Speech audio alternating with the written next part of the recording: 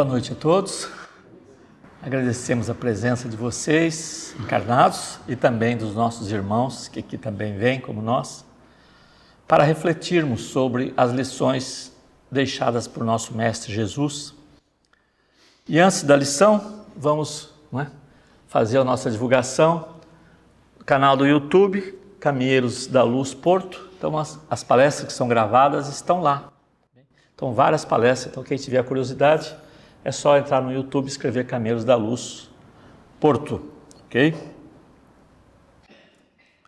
E vamos continuar com o Evangelho segundo o Espiritismo, que foi publicado em 1864 por Allan Kardec, sob a orientação dos espíritos superiores, que, sim, vieram para poder esclarecer alguns pontos que não ficaram claros e também alguns pontos que ficaram esquecidos nos passar dos anos, de Jesus. Então, os espíritos vieram na codificação, essa obra e tantas outras, para fazer, como a gente diz, o Evangelho redivivo, que a gente possa realmente entender claramente a mensagem de Jesus, através do seu exemplo de vida e dos seus ensinamentos. Essa lição, Amai os vossos inimigos, ela é um pouco extensa, então eu dividi em duas partes. Já vimos no encontro passado, pagar o mal com o bem, os inimigos desencarnados. Se alguém vos bate na face direita, apresentar-lhe também a outra. E hoje nós vamos ver instruções dos espíritos, a vingança, o ódio e o duelo. São os itens que tem nesse capítulo 12 do Evangelho segundo o Espiritismo. E os espíritos começam falando sobre a vingança. A vingança é um costume do ser humano, ainda que está arraigado na gente desde a antiguidade, e é uma característica da barbárie. Ainda é uma característica de muito assim, de início da evolução do espírito, ainda está ainda na gente. E a vingança, assim como o duelo, é um indício certo do estado atrasado da humanidade que se entregaram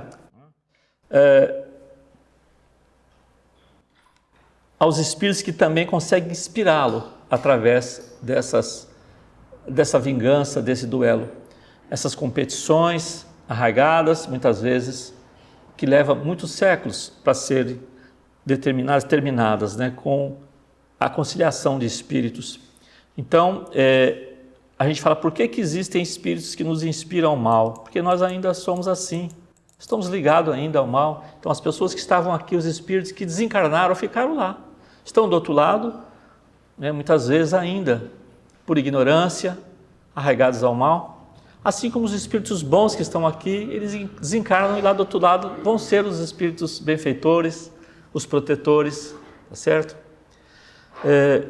Então, jamais devemos, nós que nos consideramos espíritas e cristãos, não é? Porque todo espírita é cristão, jamais vibrar em nosso coração qualquer resquício ainda de vingança, de querer uma vingança do nosso semelhante, tá bem? E aí os espíritos dizem, são vários os tipos de vingança, e um deles é aquele que toma caminhos escusos, segue na sombra seu inimigo, sem desconfiança, e espera um momento propício para atingi-lo sem perigo. Esconde-se dele, espreitando-o sem cessar, arma-lhe emboscadas odiosas e derrama-lhe, chegada a ocasião, o veneno no copo. Então aqui ele está colocando uma atitude das pessoas que muitas vezes não vão diretamente com a discórdia, com a discussão. Ele trabalha nas sombras, procura minar muitas vezes a pessoa. Quando não consegue fazer diretamente nela, ele vai fazer, às vezes até nos seus entes queridos, procurando sim atacar a honra da pessoa, com uma palavra que é realmente uma arma muito terrível quando realmente não é colocada no bem a nossa palavra. Nossa palavra constrói, mas também pode destruir muito reputações, tantas coisas. Então, essas pessoas que ainda estão muito ligados a utilizar a palavra, com a maledicência, a maldade, a gente tem que deixar claro ainda por que fazem isso, porque ainda estamos muito ligados realmente como espíritos imperfeitos, mas todos nós somos responsáveis por esses nossos atos. Atos, as ações e as consequências. Se praticamos o bem, vão voltar para nós todas as nossas atitudes do bem. Se praticarmos realmente contra o nosso semelhante, também vai retornar para nós. Essas são as leis divinas, né, que são justas, tá bem? Então, procurar sim extirpar de nosso pensamento qualquer atitude desse tipo. E aí eles nos trazem a questão do ódio. Do ódio. Esse é um dos sentimentos que pode começar de uma coisa simples. Às vezes uma pessoa faz uma brincadeira de mau gosto com alguém no seu ambiente de trabalho, ele fica ressentido com aquilo, as pessoas começam a rir dele, ele começa a ter aquela animosidade com a pessoa que fez isso, e aquilo pode realmente tomar dimensões maiores. A gente não sabe, a gente não percebe a consequência disso, porque cada pessoa vai receber de uma maneira. Então, pode-se depois se tornar uma discussão, uma briga, a raiva, e pode ser cometido às vezes um crime, que vão ter consequências muito graves. Por muito tempo, uma atitude desse tipo, não é? Principalmente atentando à vida do nosso semelhante. E outra coisa, essas discórdias, essas desarmonias, elas podem às vezes ser resolvidas até na nossa vida, mas às vezes não são resolvidas. E aí a pessoa desencarna, um deles, e do outro lado continua. Não é porque a pessoa desencarnou que ele vai virar santo. Nada disso, ele continua com os mesmos desejos, com as mesmas paixões, com os mesmos conhecimentos, com os mesmos sentimentos. Então, se ele tinha uma relação odiosa com alguém, ele vai continuar desse jeito. A não ser que ele seja realmente muito bem orientado, seja esclarecido, pode ser que ele modifique. Mas o que a gente percebe muitas vezes nas casas espíritas? Obsessões sérias, porque são coisas realmente, relações odiosas de muitos séculos às vezes, tá certo? Isso acontece, né? Acontece com muita frequência isso. E aí a gente tem aqui um exemplo da obra Libertação, escrita pelo espírito André Luiz, psicografado por Francisco Cândido Xavier. Então, nessa obra, há um trecho onde um grupo de espíritos está minando a vida de uma personagem encarnada. Quem leu a história sabe muito bem quem é, né? Então, o instrutor que está ali, tentando, que é o Gúbio, né, junto com o André Luiz, tentando realmente não deixar que aquela situação aconteça, procurando trabalhar, né, na mente dos obsessores ali para tentar tirar aquela pessoa dessa obsessão. Ele pergunta assim, pergunta para o obsessor, que razão teria o Gregório, que seria o grande responsável por isso, para que você tenha essa missão aqui de fazer o que você está fazendo? Ódio, meu amigo, o ódio, explicou o interpelado, decidido. Então estava ali por ódio. Então, amando de um chefe maior, estava ali fazendo um trabalho, minando a vida daquela pessoa para que ela possa desencarnar com o trabalho de obsessão. Por que isso? Porque são espíritos endividados, que têm no passado, sim, coisas para acertar. E as pessoas que foram feridas, eles vêm à busca, né, de uma justiça. E como ela não consegue, às vezes ela vai tentar fazer com as próprias mãos. E muitas vezes, meus amigos, é muito difícil a gente pensar nisso, mas é real. Muitas vezes é um ente querido nosso, uma pessoa que a gente tinha uma relação muito afetiva. De repente nós traímos essa pessoa. Então aquela relação de amor que tinha, ele acaba e se torna muitas vezes uma relação odiosa, porque foi traído a confiança por uma série de fatores. Então demora muitas vezes para poder retornar de novo ao convívio, à conciliação, tá certo? E também na obra Mundo Maior, de André Luiz e Chico Xavier, a personagem Ismênia, levada em espírito quando estava dormindo, e o objetivo do encontro era para receber um espírito como filho. Então, essas relações odiosas provoca, né, por caridade, evidentemente, os espíritos benfeitores tentam organizar encarnações para que esses espíritos voltem no seio familiar.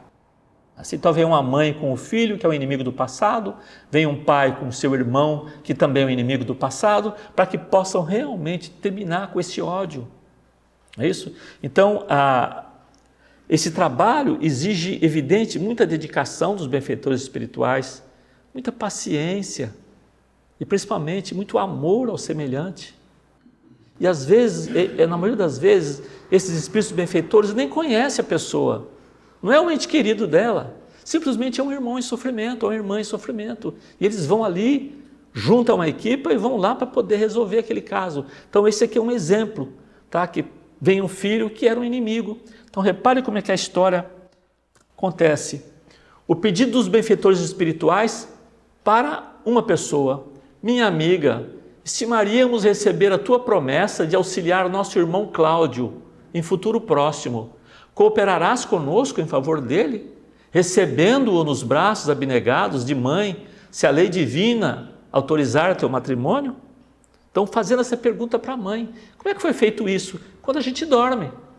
Quando a gente dorme, a gente sai. O corpo físico fica ali dormindo, descansando, e o perispírito sai. Tá certo? Então, esses encontros são feitos no plano espiritual para fazer esses acertos, essas orientações dos benfeitores espirituais. Estão pedindo para que ela realmente receba como filho. A resposta dela, não é? Reverente, dando-me a conhecer os tesouros de uma existência singela e humilde na terra, a visitante exclamou: se o céu me conceder a felicidade de com algo contribuir em benefício de Cláudio, esse benefício será feito a mim mesma. E se um dia eu receber a ventura conjugal, será nosso primeiro e bem-amado filhinho. De antemão, sei que Nicanor se regozijará com o meu compromisso. Quer dizer, ela precisa combinar com o parceiro dela. Será que o marido também vai aceitar isso? Às vezes o marido não tem nenhuma relação com aquele espírito. Mas se ele tem realmente um casamento feito com amor, ele vai entender a questão da esposa e vai sim receber aquela criança como filho. Agora, muito bem lembrado também a justiça divina e a sabedoria de Deus, para que a gente possa esquecer o nosso passado. Como é que uma mãe ia receber um filho se ela tivesse consciência que aquele filho era o inimigo dela do passado? Como essa mãe ia amamentar essa criança, ter o carinho por ela? Então, nós esquecemos e começamos ali. Então, essas relações, aquele amor que vai ter de mãe e filho, né, vai continuar e com certeza esse ódio vai ser minimizando, e quando desencarnar, vou entender que tudo aquilo foi feito para um bem maior. Os Espíritos continuam: amai-vos uns aos outros e sereis felizes, sobretudo, tomai a tarefa de amar aqueles que vos inspiram indiferença, ódio e desprezo. E aí é difícil, a gente sabe disso, é difícil.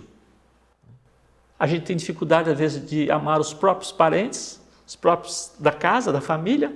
Agora, se imagina alguém que nos prejudicou. Né? E os Espíritos nos orientam que o Cristo, de que devemos fazer sempre o nosso modelo e guia, ele deu exemplo desse devotamento. Ele deu exemplo. Ele foi um missionário de amor. Veio aqui para explicar, nos passar as leis divinas. O que aconteceu com ele? Foi julgado, não é? Foi espancado, e foi crucificado. Ele não devia nada. Ele veio aqui para dar a sua orientação das leis divinas. Então, ele é o nosso exemplo maior. Então, é o que ele diz, quer dizer, é difícil a gente ter uma relação carinhosa com alguém que nos prejudicou, que nos ultrajaram, não é isso? Mas é evidente que esse termo amar o inimigo não é o mesmo amor que a gente tem por um ente querido. Porque quando você tem um ente querido que você gosta, você tem confiança. Você não vai depositar confiança no inimigo. Então, amar o inimigo é não querer mal dele. É não ficar mandando pensamento negativo para ele. É quando ele conquista alguma coisa de bem, não ficar, como diz assim, praguejando, pedindo que Deus o castigue. Isso que não pode ser feito. Então, se a gente não tem uma relação, é difícil ter uma relação de carinho com uma pessoa que nos prejudicou, nós não podemos ter ódio dele, raiva dele, nem nada. Por quê? Porque é a maneira da gente desligar essa ligação que a gente tem, essa ligação magnética, mental, As pessoas que nós temos um ódio, nós temos uma ligação com ele mental contínua, encarnado ou desencarnado. À medida que há um perdão, aquilo se rompe. Aquilo se rompe. Então, essa ligação mental, esse fio aí magnético, serve tanto para a relação odiosa, como com a relação amorosa. Quando nós temos um ente querido, não importa a distância que ele esteja, nós temos uma ligação mental com ele. Quando nós fazemos uma prece com um ente querido, ele vai receber essa prece nossa, em qualquer lugar que ele esteja, que a nossa relação sincera, e essa prece vai atingi-lo num lugar muito distante de nós, tá bem? E aí vem o terceiro item, né, que é o duelo.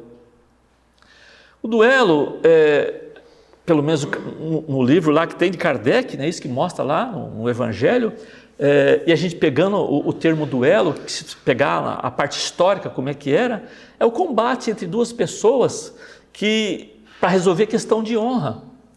E isso geralmente era utilizado espadas ou pistolas, né?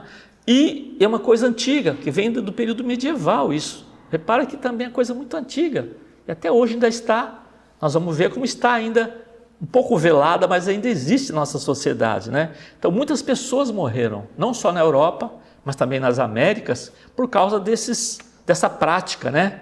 Muito antiga. E interessante que eu achei aqui um dado, que daqui de Portugal, não sei se você já conhece esse fato, mas em 4 de fevereiro de 1866, é isso?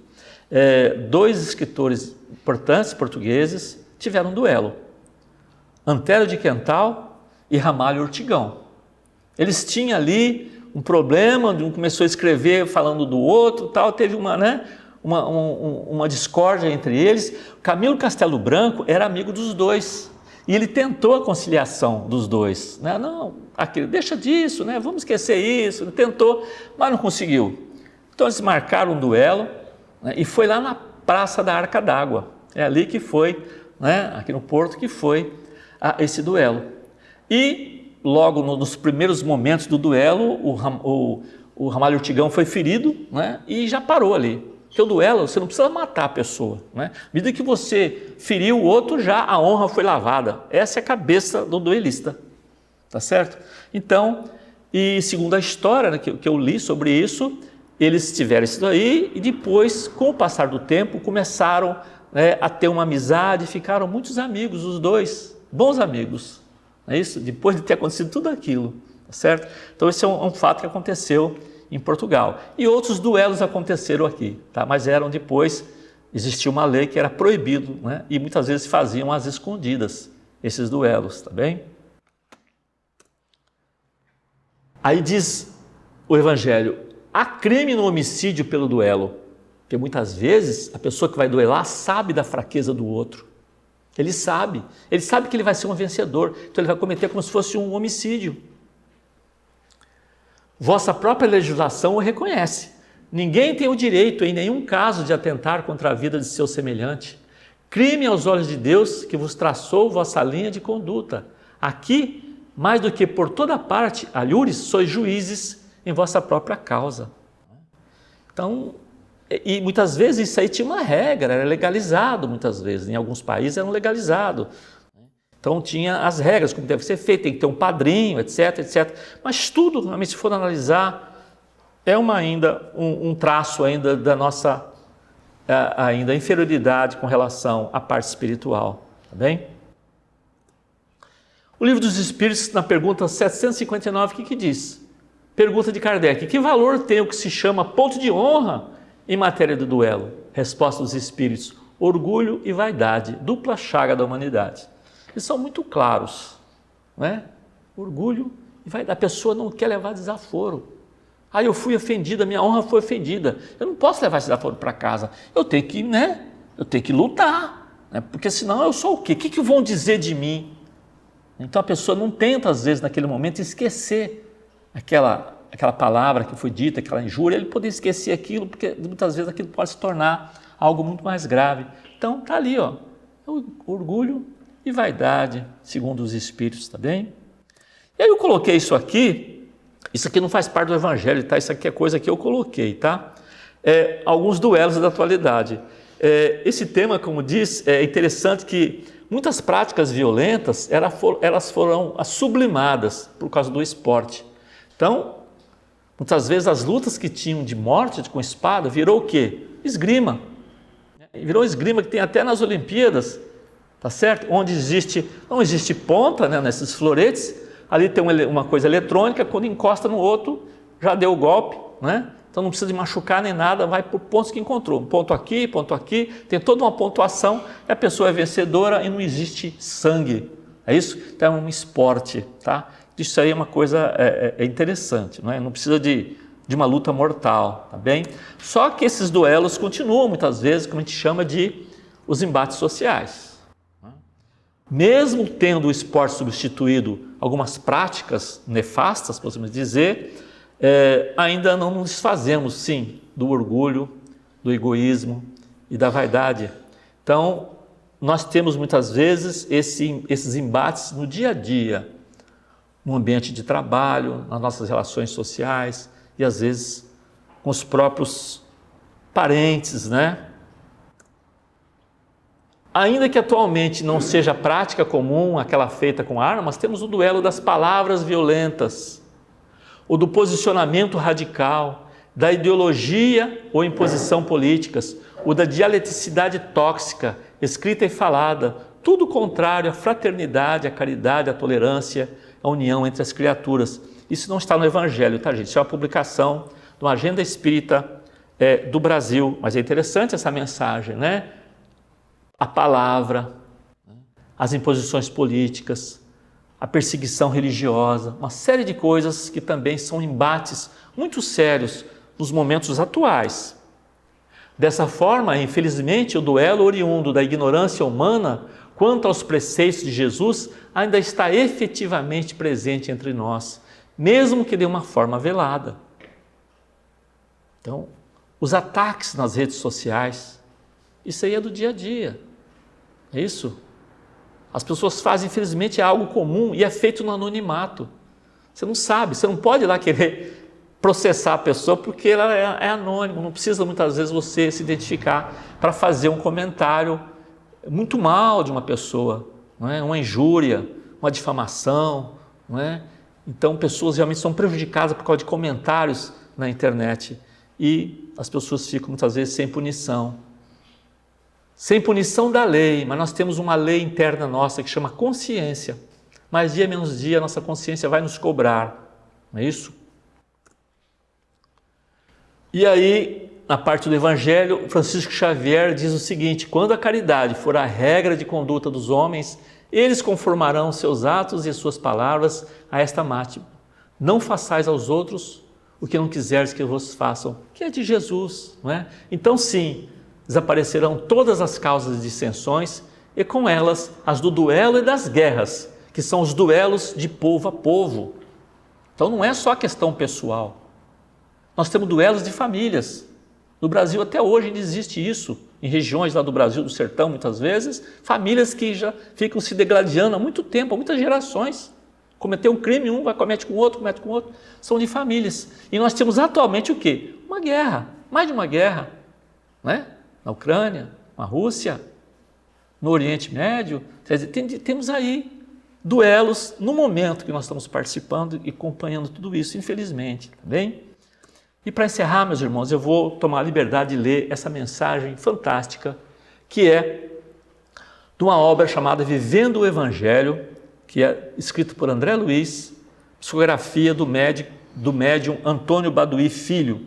Ele diz o seguinte: inimigos de ontem. Vamos perceber bem, analisar com cada palavra como realmente a profundidade dessa mensagem de André Luiz. Não é fácil dedicar afeição ao inimigo declarado, que te ameaça a paz e os momentos de alegria. Não é fácil. Contudo, ainda que não percebas, já começaste a amar os inimigos camuflados que te partilham a convivência diária. Na nossa família. O irmão que te agride a conduta íntegra e os ideais nobres. O pai tirano que escraviza a tua vontade, impedindo-te a realização íntima. A mãe transtornada que te pressiona com chantagens emocionais. O filho rebelde que te falta com respeito, amargurando-te o coração.